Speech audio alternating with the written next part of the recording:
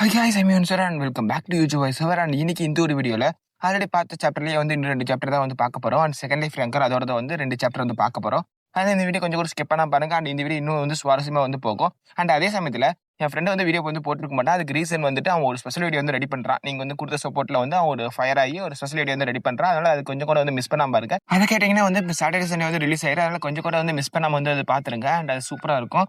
அவன் ரொம்ப கஷ்டப்பட்டு தான் வந்து அந்த வீடியோ ரெடி பண்றான். அதனால வந்து கொஞ்சம் கூட வந்துட்டு மிஸ் பண்ணாம அதை வந்து பாத்துருங்க. சரி ஓகே சார், நம்ம இப்போ வந்து நம்ம கதைக்கு வரலாம். அண்ட் இன்னைக்கு இந்த வீடியோல என்ன பார்க்க போறோம்னா வந்து second life Rangar and 9th and 10th episode வந்து இன்னைக்கு இந்த வீடியோல வந்து பார்க்க போறோம். வாங்கி செக் வீடியோக்குள்ள போயிட்டு ஃபுல் வந்து பார்க்கலாம்.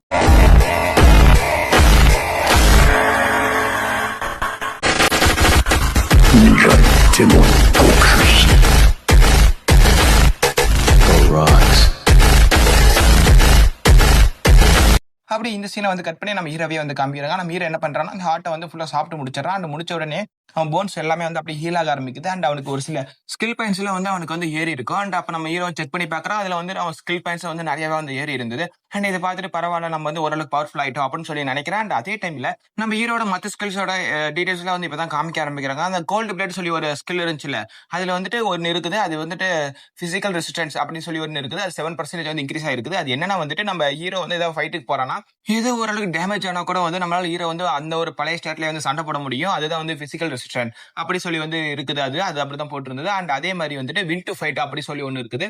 அது என்னன்னா வந்துட்டு அது ஒரு 12% வந்து இன்க்ரீஸ் ஆயிருக்குது. நம்ம ஹீரோ ஒரு ஃபைட்டுக்கு போறான்னா அந்த ஒரு ஃபைட்ல வந்து ஒரு வித பதட்டம், அதாவது ஒரு வந்து பெரிய பிளேயரா இருந்தாங்கன்னா கூட ஒரு வித பதட்டம் இருக்கும்ல, அது வந்து இதுல இருக்காது. அது வந்து ஓரளவுக்கு வந்து கம்மி பண்ணிடும்.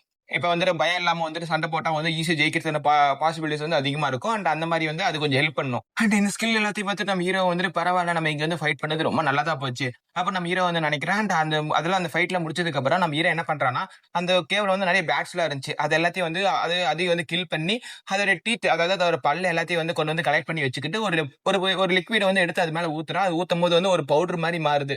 அப்பதான் அந்த பவுடர் டிஸ்கிரிப்ஷன் வந்து கொடுக்குறாங்க. அது என்னன்னா வந்து ஒரு எக்ஸ்ப்ளோசிவ், அதாவது வந்து வெடிக்கக்கூடிய ஒரு பவுடர் தான் வந்து அந்த ஒரு பவுடர். அதை வந்து நம்ம கலெக்ட் பண்ணி வச்சுக்கிறான். இதெல்லாம் எதுக்கு நான் வந்துட்டு இப்போ ஒரு பெரிய ஃபைட்டுக்கு போறோம், அதுக்கு வந்து ஹெல்ப் பண்ணட்டும் அப்படி சொல்லி இதெல்லாம் வந்து அவன் எடுத்து வச்சுக்கிறான். இதெல்லாம் எடுத்து வச்சுட்டு நம்ம ஹீரோ எங்க போறான்னா வந்துட்டு எறும்போட கூட்டுக்கு தான் வந்து போறான். ஆல்ரெடி பார்த்தா அந்த எறும்போட கூட்டுக்கு தான் வந்து போறான். அண்ட் போன உடனே வந்து அங்க நிறைய எறும்புலாம் இருக்குது.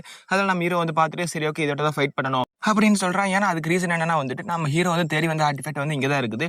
அது வந்து ஒரு மெடுசாவோட ஆர்டிஃபேக்ட், அதாவது ஒரு டேகர் தான் வந்து நம்ம ஹீரோ தேடி வந்திருப்பான்.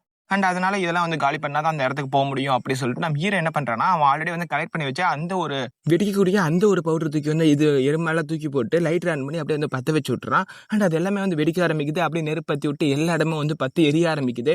எறும்பு எல்லாமே வந்து எரிஞ்சு சாம்பலா போயிட்டு இருக்குது.